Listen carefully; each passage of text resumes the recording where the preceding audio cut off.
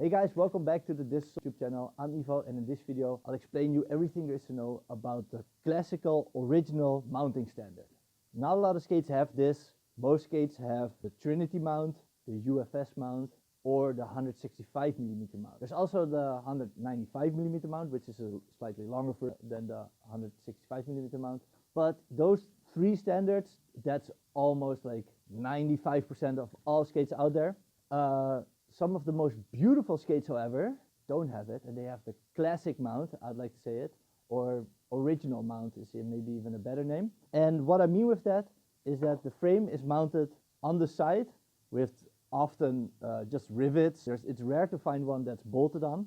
And this is actually a really good mounting standard. It's just that it's not so easily detachable, but the skates that do come with this are some of the most beautiful skates on the market. The skates are beautiful because they're classic. It's the original mount. So it's kind of the archetype skate, and it's what you think of when you think of a skate that it looks like this. This is, for example, a very beautiful Roches FCO. I'm going to tell more about that later.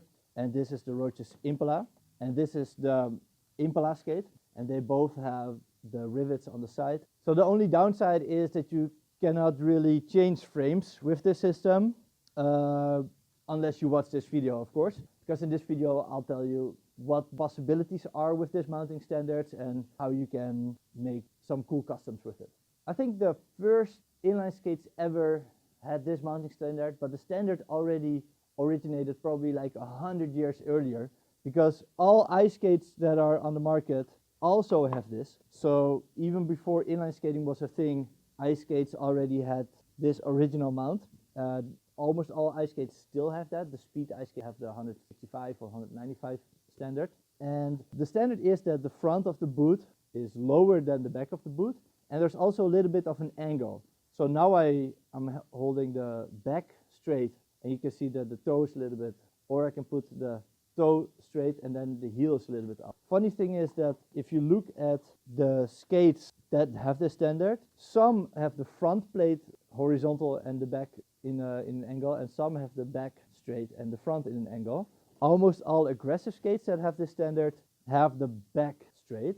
So you can see that here in this Roches sole plate, that the back part is 100% horizontal, and that here in the front there's a little bit of a ramp and the toe goes up. If you look at, however, the original like Roches FCO frame, it's the opposite. Here the front is straight and the back is in an angle. So this is the same boot, but if you skate it with the recreational frame, the angle of the boot is slightly different. I would prefer myself to have the front horizontal, and I think it's a little bit of a shame that a lot of the modern skates that come out with the standard don't have that. I also like the look of a skate a lot better if the toe is touching the front wheel. It's a little bit more of an aggressive stance, and with that I don't mean like aggressive inline skating as in grinding, but aggressive as in nimble. So you're a little bit more on your toes. So I think the first skates that came with it were ice skates, probably in the 1900s. Then the first Roches manufactured rollerblade skate, that was the first like really good skate, was in the early 80s. It did not have a buckle yet. It was like the classical skate that is still made by Roches under the Roches brand. This skate had this mount, and then everybody copied that, of course. Then in 87, that skate got a buckle. People started shredding on it, doing tricks, finally having control, being able to really break and do stuff, until the development of the first aggressive skate, also using the same boot and the same mounting system. So then from that on, like late 90s, there was like an explosion of like an evolution of different models coming through so much. Everybody started competing with like how cool their skates were. Like all the brands were really like technologically advancing, and the mounting standards started to change. In 2000 or 2001, the UFS came out for aggressive skates, and in that period also the 165mm mount became the standard slowly. I think it was Technica skates and the Seba skates. Everything changed after 2000 with the mountings, but what we see as a classic skate is still the same. And there are still 6 boots for the aggressive skates that use this same type of shell. And with that, I mean a shell that has like a flush bottom, where there's, if you just unmount this frame, nowhere where there's like a mounting integrated in the mold itself for the boot. So you really have to kind of like make your own mounting holes. If you want to design a frame for this, you need to just figure out the places where you put the bolts. And all the bolts for all the skates are all on different places, so there's no standard at all. But the only standard is that there's no standard, and that's also kind of beautiful. So these 6 boots are still the M12, the 1992 version of it, of course, is the same shell. Then the 5th element is kind of like a wider version of the M12, let's say it like that. The Razor Cult is still the same. Then we have a couple of newer models that are kind of like retroed, like the DEM 909 is kind of like a retro version of these old boots. Same goes for the USD Sway or the Powerslide Zoom. This is the same skate as well. And then lastly, we have another retro, and that's the Mesmer Throne, which is kind of interesting because the Throne used to have like somehow integrated mounting system for itself. It had like, yeah, it had a very specific mounting system integrated in the shell. But now the newer Thrones are completely flush, where there's no mounting and you kind of like have to drill your own holes for it. So the new Throne is as well one of these originally mounted. So there's 6 models, and these all have sole plates, of course, designed for them because they're aggressive skates. And then there are the rec skates that are on the market right now. These are mostly just the aggressive skate boots, but then with a recreational frame. For example, the Razor Cult has the Impala. This is an open mold, so it's used by different companies. And funny thing is, of course, that if you take off this frame, you can put a Razor sole plate on this boot, but the other way around as well, you can put this frame on a Razor. Then, of course, we have the Zoom.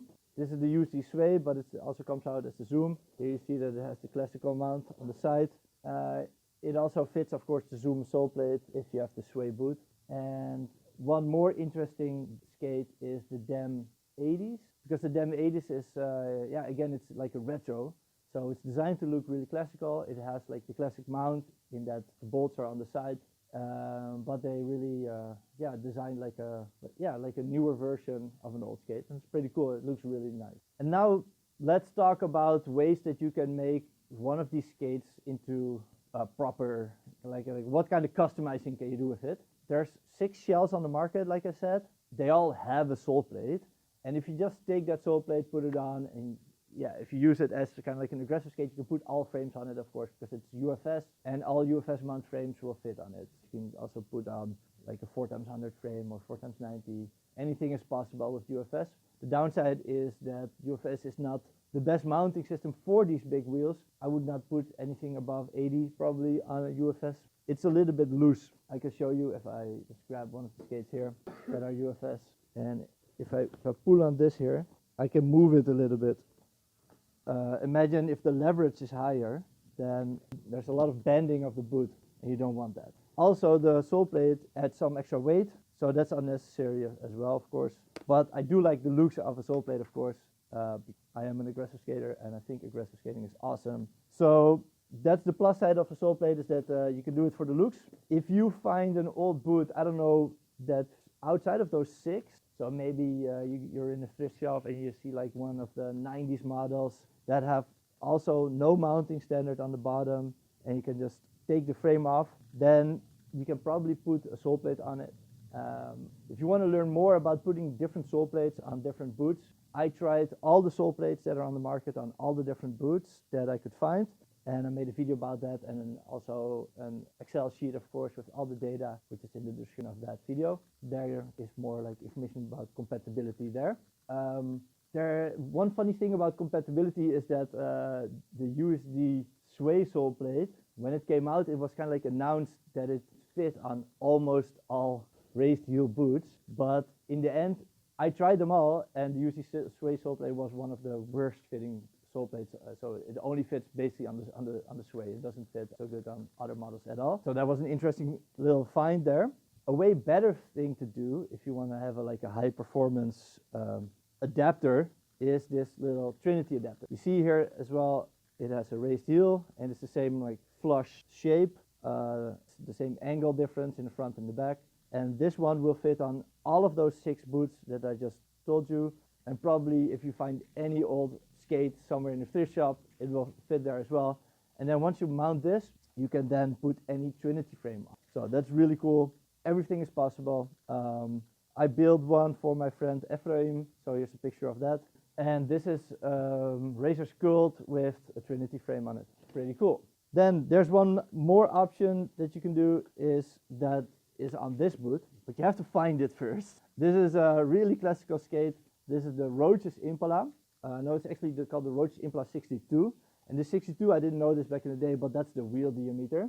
But you also have the Impala brand. So this is really confusing a little bit, but this is a model name and this is the brand name.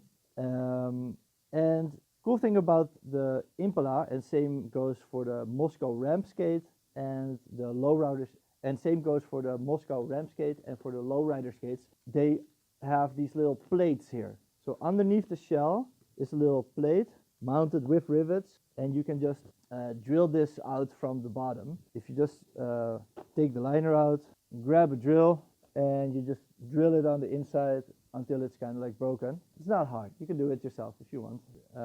Then you unmount these blocks and you can put them on any like modern skate. Sad thing about these skates is that they're so old now that they break. So this one is still holding strong, but probably within a couple of years this one is gone as well. Then you can just buy any new Roaches skate on the market or put it on a 909. You can put this plate on a USD Sway or on a Razor Sculpt. It all fits, and then you make it 165 millimeter mount, because this frame is actually 165 millimeter mount. This is also one of the first examples that I know of the 165 millimeter mount on a skate. Maybe it was the Moscow ramp. I think that was already in 1994. If somebody knows one example of a skate that has the 165 millimeter mount before 1994, please let me know in the comments. I'm really searching for this data, but nobody seems to know so far. Maybe you know, let me know. So I made this for a customer. He had like a Roaches lowrider. It fell apart, and I took the mounting plates of that skate and put it on a modern brown Roaches M12 to make a rack skate out of it, and it looks really cool. Here's the picture. Then one other way you can do it is to just grab any of these old frames. You can find loads and loads of old school frames in thrift shops, maybe in your own garage, and you can just mount them on a new boot. This is what I did here, because this is a Valo skate, and normally this is UFS, and I just had this Roaches FCO frame laying around, and I mounted it on the boot. So this is normally not how this skate comes at all. So you can just combine them.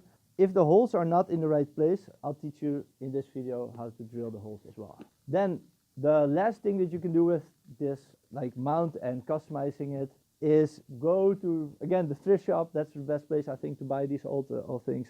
We have a couple of them as well. If you just find one of these ice frames that have the original mount on it, they all have the original mount on it. If it's an old ice skate, it has exactly that mount. The back is a little bit raised and the front is lower. Then you can put this ice frame on any of these modern 6 aggressive skates. If you take the sole plate off, you put the ice frame on, and then you get really cool. This is probably one of the most comfortable ice skates that you can build. I wouldn't want to skate any other ice skate, I think, than this. I built this for a customer, and let me show you how to do this if you want to make this yourself. First, of course, you take the sole plate off, you take the frame off, so you unmount the frame bolts and you unmount the sole plate bolts, and then you're left with a flush boot with the raised heel. Then you get the problem that you need to align the ice frame on it, and for the alignment, it's best to take some tape, and you tape the tape over the frame so that it keeps in place. If you're lucky, there's already one of the holes that match up with the holes in the ice frame, but I was not so lucky. There was one hole that was really close, but if I would have done it, the ice frame would have been a few millimeters to the left or to the right, I don't know, remember. So I had to re-drill all holes, but it's easy if there's already one that's correct, because then you can just bolt that one in and then it stays in place. But now I had to first drill 2 holes, and then you mount those, and then you do the rest. Okay, so how to do the alignment? The boots itself, they have this mold line here. Can you see it? This little line here. and that indicates the center of the skate. Also in the back of the skate, there's this line. So of course the blade is also aligned, so you just have to look at it and kind of like wiggle it until it sits in the center, and then tape it at that spot. Once it's taped, you can still move it a little bit from left to right as well. Yeah, 1 millimeter offset is not so bad, just but make sure that it's about in the right place. Then you take a drill, and the drill bit needs to be not so big, 4 or 5 millimeters only. So you drill just a small hole, one in the front and one in the back. Then you can take everything off. The small hole that you just drilled, you then got to re-drill, and you have to re-drill it to the diameter of your T-nut. So T-nut is what goes inside the boot to mount the frame on it. That's where the bolt goes in. Once the hole is the size of the T-nut, you put the T-nut in, bolt these two bolts on the right spot, did the alignment proper, and then you can start drilling all the rest of the holes. Levi just walked in, and this is his Mesmer skate with also a frame that he mounted himself. Another example. Thank you, Levi. So then you have to re-drill all the other holes.